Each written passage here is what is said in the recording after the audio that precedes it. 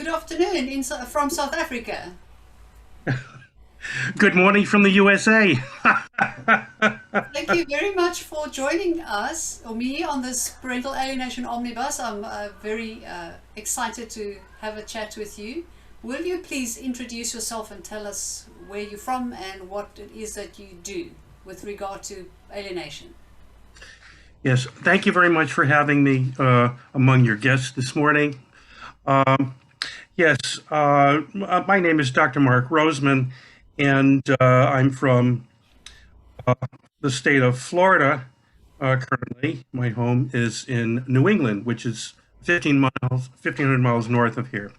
I've been in the field for over 20 years, and importantly, as many, I immersed in the field after the onset of my own particular circumstances, with divorce and with alienation of my children, and the consequences of that litigation efforts and through psychological uh, tools and through patience and prayer. Uh, Very difficult journey, but that brought me into the field. So in Florida, I've created one of the main child reunification agencies in serving about half of Florida. We provide a therapy and supervised visitation. We provide mediation. We look at the role of parenting education and provide expert uh, testimony and witness services cases around the country. Um, but the pandemic, um, Sinta, has really been quite extraordinary for many people, for all of us internationally.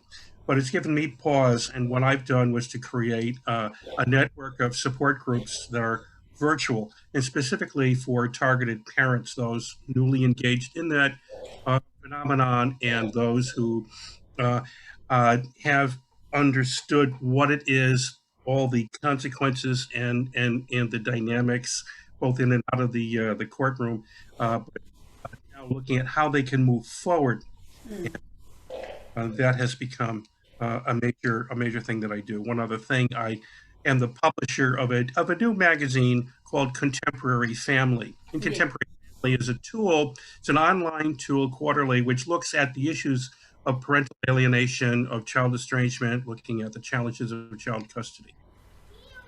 wonderful. Yeah, thank you for that. So, in your experience, how do we as a parent, how do I identify that my child is being alienated? What are the key points? What are the things I have to look out for?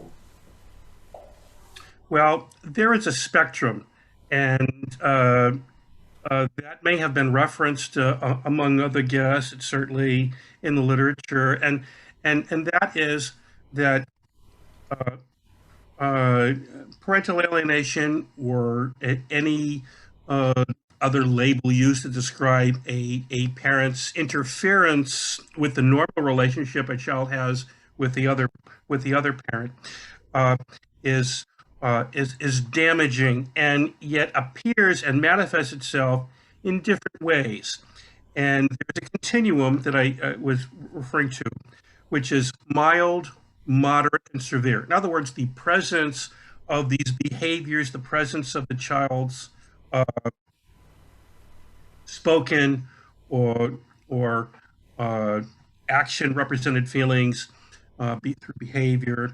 Uh, it's going to differ from child to child, although the spectrum shares the same broad um, uh, manifestations. And so, what is needed to a parent to know is that, number one, hey, no, has your relationship with the child changed? Mm-hmm. What is different that you may sense or observe or you hear? Um, if it generally begins before parents separate. Children, generally from, well, certainly toddlers respond more than infants and less than other children. They don't articulate as much, but they hear and they feel the emotions within the household. They respond to raised, um, uh, speech, and so as a parent, you may begin to see a child behaving differently to you at the time that you have conflict with your spouse, your other partner in your relationship. But it becomes grossly manifest when parents separate, because that is the time that what we call either the primary or the residential or the custodial parent, and in Florida, home parent, which is an even worse label. But the when the child with whom the child when the parent with whom the child lives uh, has sole access to the child or primary time with that child then becomes subject to the intentional or the involuntary behavior, attitude, expressions of that parent. Yes. And they begin to, based on their age, assimilate what these meanings are and can then develop their own attitudinal change towards this now non-custodial or non-residential, or in Florida we call it the absent parent. So you have to be vigilant about changes in your children and begin to look at patterns. And the more prevalent these patterns, the more frequent and the greater the outspokenness of the child without reason, without rationale, clearly represents the alienation being rooted within that child. I'm so glad you brought something up about alienation happening before separation, because I've experienced it myself in many cases. If we look at it in a situation where there is alienation and you go back and you look at the relationships before the separation, there are signs already, there are tendencies to do that. There's certain dialogue and behavior that is already alienating in a way. So some of the work that I do often is in anybody that starts out with a divorce, is I make them aware of the way they could unconsciously alienate their children by little things that they say in a very subtle way. And as soon as people are aware of that, then they are more careful to not do it in an obvious or more pronounced way. So that's And I think that, and I really appreciate your response, Sinta, because we need to gauge the health of families in advance and as an intervention. It's the obligation of what I call the parent professionals, the family professionals, from law, psychology, clergy, education. You name the vocation, the profession that has access to a family. They are obligated to learn what is indicative of these severe changes in a household. And they all need to be on the same page. And that indeed is the holistic approach that society must commit to prevent or certain to identify what is happening, and then how best to intervene and help the family. For many different reasons why people get angry with each other or towards another. And if we can identify what those reasons are in a logical way that can subvert any more exaggerated and and dare I say criminal efforts to intervene in a relationship with a child. That's the worst thing. That's kidnapping the child's heart and soul. It is considered child abuse. This is emotional child abuse. yes. So if we can identify what's happening in advance, research says that a child's behavior 6 years before divorce is significant. And if we begin to identify even the bullying that is so spoken of uh, in the American news, in the field of education, the actions of children. Why do they feel this way?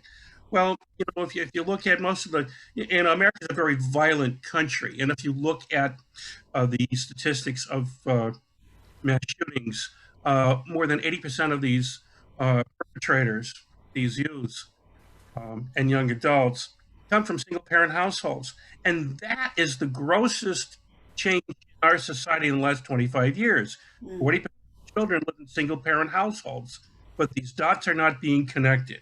Yes. Percent of kids are also being prescribed in the States prescription medications for ADD, ADHD, and behavior issues. But there's no other interventions, and we must be vigilant. Yes, I agree. I'm thinking even in training for parenting, there should be a whole chapter on how to support my child's relationship with the other parent instead of maybe undermining it, not even to talk about, sabotaging it.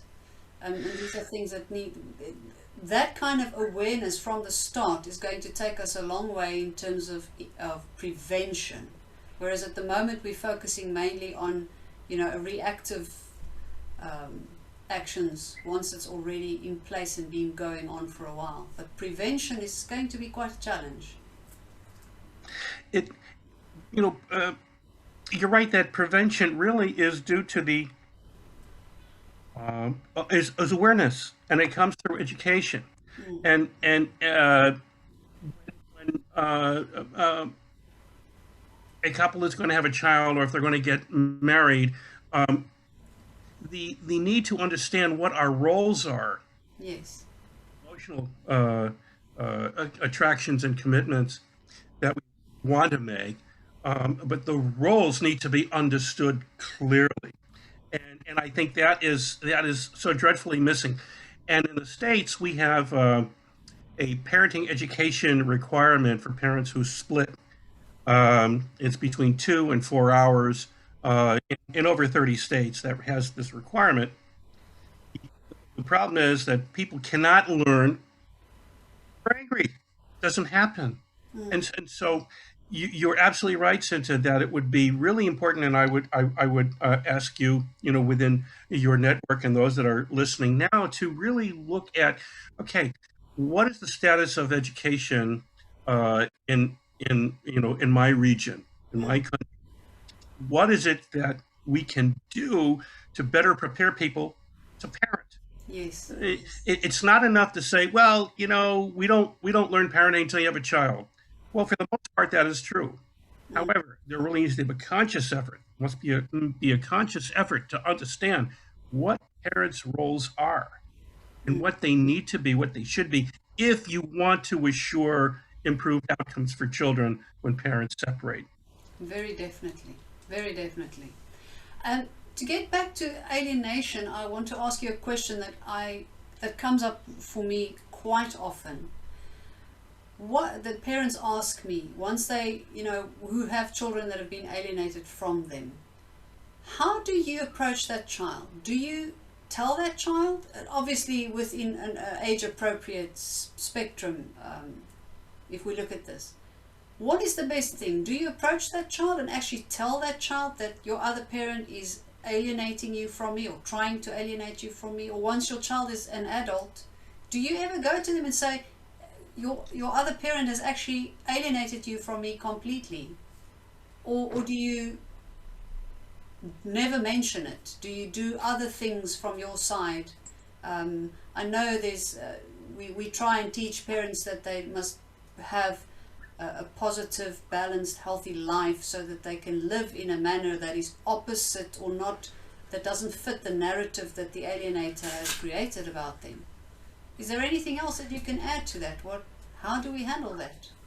Well, that is a fundamental question, because, the bottom line of any relationship, whether one has speech impairment, or if one has the, a great ability to speak, it's really understanding communication. What are the limits of your communication? What's your ability to communicate, and how to do so appropriately? And with respect to children, in any relationship where clearly the child has been emotionally abused, brainwashed towards another parent, the reaction is always by the targeted parent to tell the child, well, it's not true, and look what your mother's doing, look what your father's doing to me, you know, and that is wrong. What is right is to respond to the child when they may ask you questions. If you create an environment, if you're fortunate to have time, whether it's through video, Zoom, through electronic media, through face-to-face, in person, if you have the opportunity to dialogue with your child, then you must answer the child's questions in ways that they can understand, but without vilifying or punishing the other parent.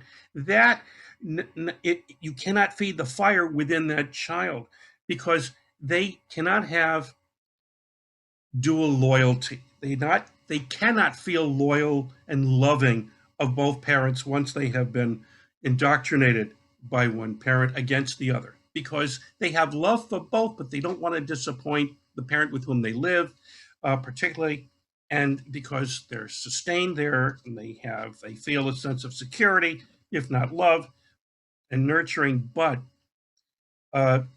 use any questions given you by the child to help tell your story in a way that's not going to vilify or punish the other parent.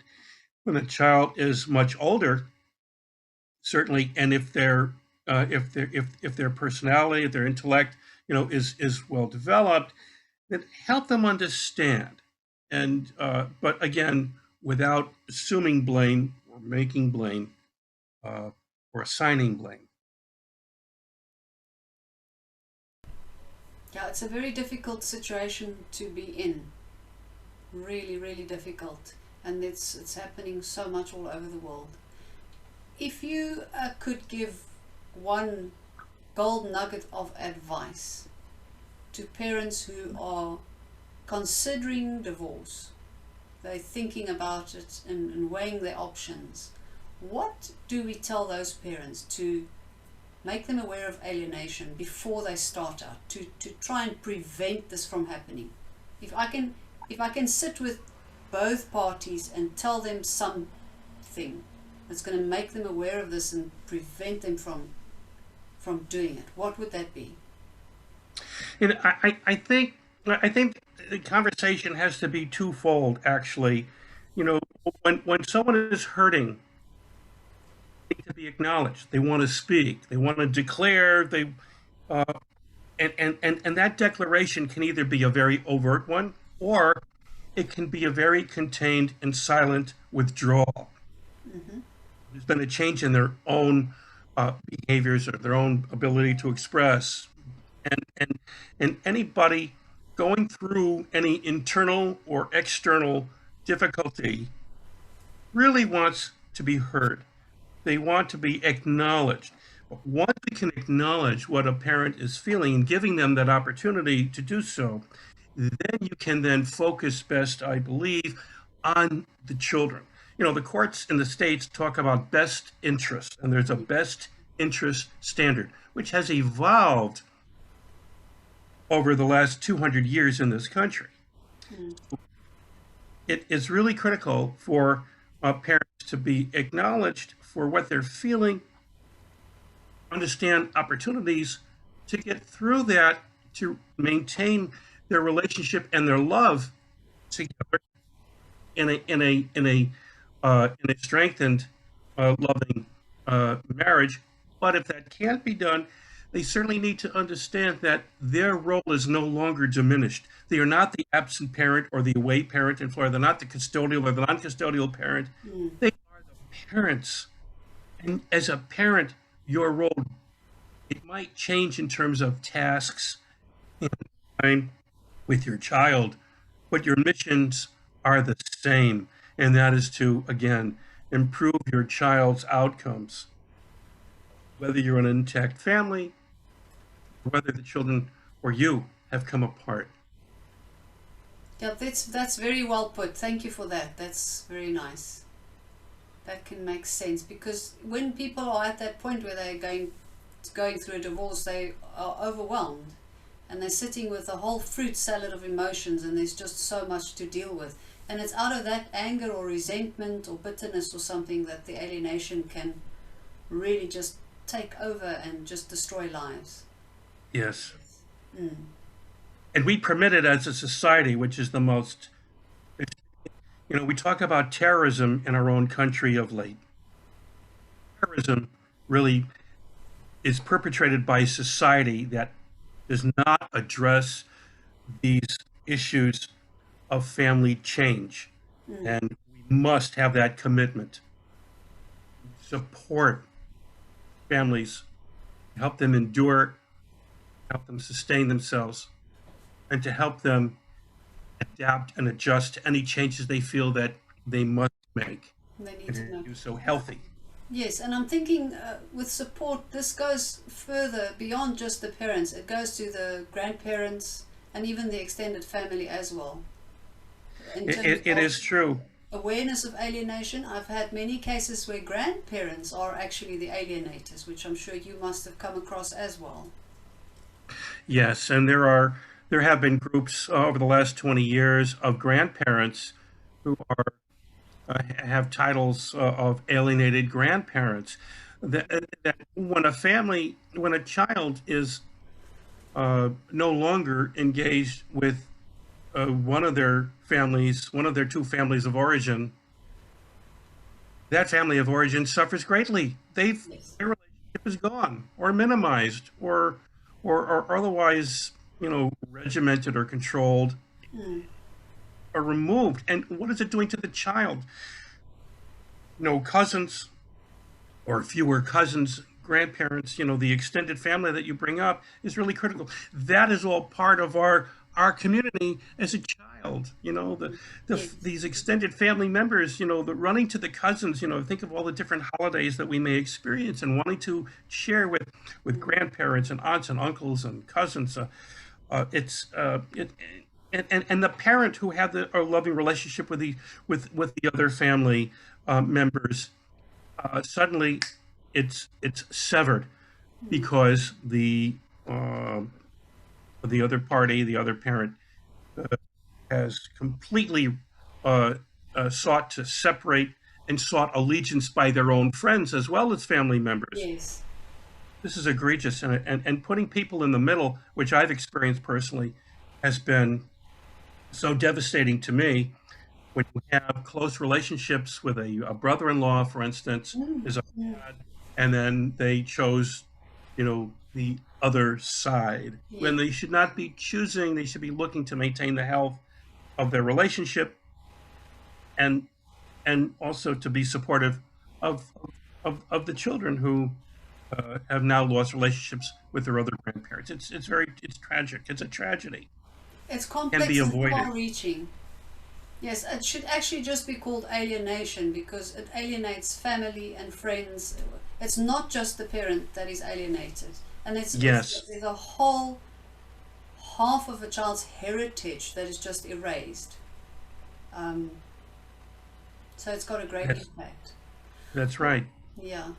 Thank you so much for your time. This was a wonderful conversation. I'd love to do some more of it. If you are keen to, I'll be in touch with you. But for now, thank you so much.